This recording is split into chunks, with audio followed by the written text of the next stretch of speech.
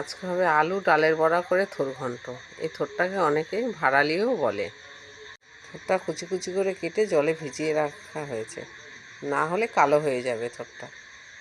ডালটা বেটে নিচ্ছি। ডাল বাটা হয়েছে, ডাল বাটাটা তুলে নিচ্ছি। বড়া করতে দেবো কালো জিরে, সামান্য হলুদ, পরিমাণ মতন নুন আর একটুখানি চিনি দিয়ে ভালো করে মাখিয়ে নেব।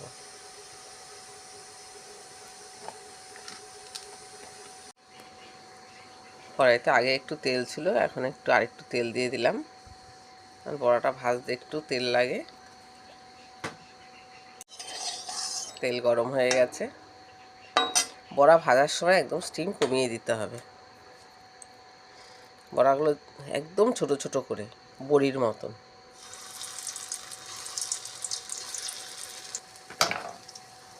এক পিঠ ভাজা হয়ে গেছে, আর এক পিঠ উল্টে দিচ্ছি।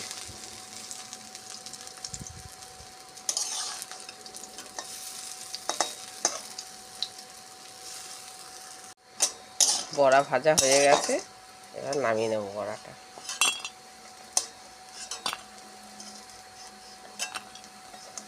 কড়াইতে তেল আছে, বড়া ভাজার তেলটা আরেকটু তেল দেবো। ধরো রান্না করতে একটু তেল লাগে।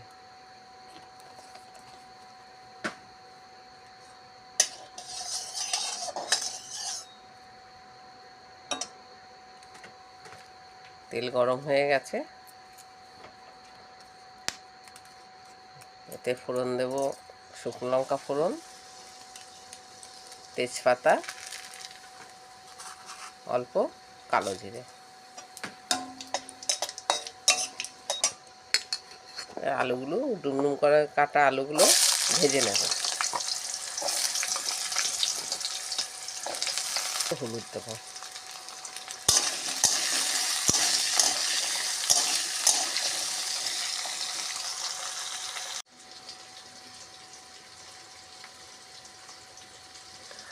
আলু থোড়ের ঘন্ট করতে মশলা লাগবে আদা, লঙ্কা, পরিমাণ মতন জিরে একসঙ্গে বেটে নেব।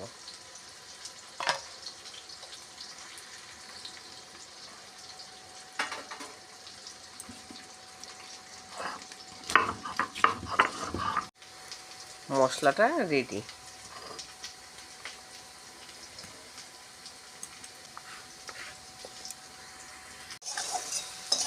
আলু ভাজা হয়ে গেছে, এবারে মশলাটা দিয়ে দেবো। হলুদ দেবো,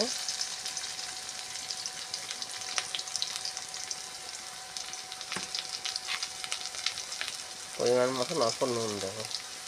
এখন অল্প নুন দিলাম এই কারণে, থোড়টা যখন চটকাবো তখন থোড়ে একটু নুন দিয়ে চটকাতে হবে।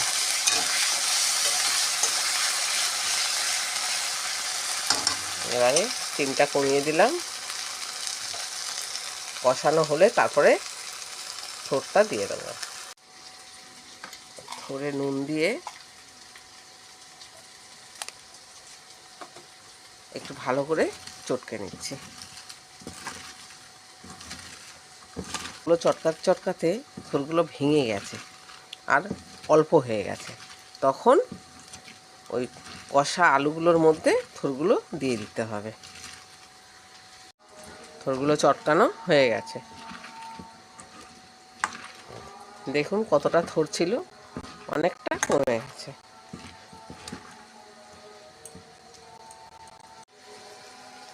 আলুটা হয়ে গেছে, এবার থোড়টা দিয়ে দিচ্ছি।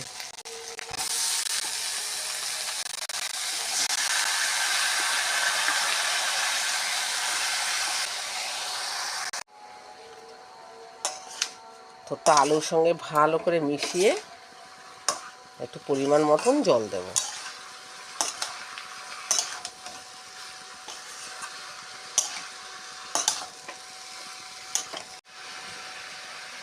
পরিমাণ মতন জল দিয়ে দিলাম, কারণ থোড়টা সিদ্ধ হবে।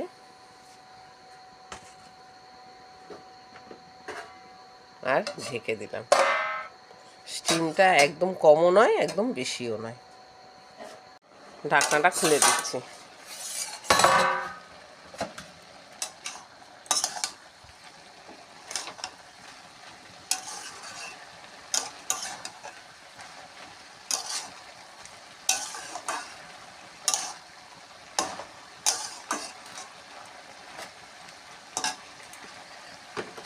এবারে একটু কিশমিশ দিয়ে দিলাম।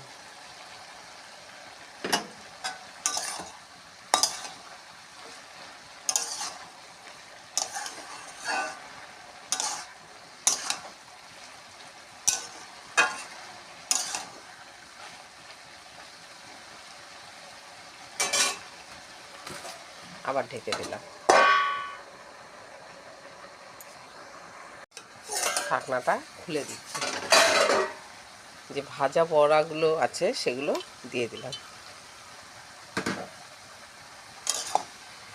দিয়ে এবার ভালো করে নেড়ে আবার ঢেকে দেবো। আবার ঢেকে দিলাম। এতে কি বড়াটা একটু, ঢাকনাটা খুলে দিচ্ছি।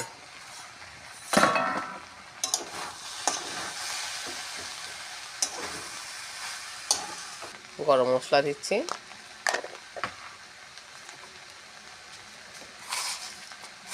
পরিমাণ মতন চিনি। চিনি যে যেমন খাবেন সে তেমন নেন, বেশি খেলে বেশি, কম খেলে কম।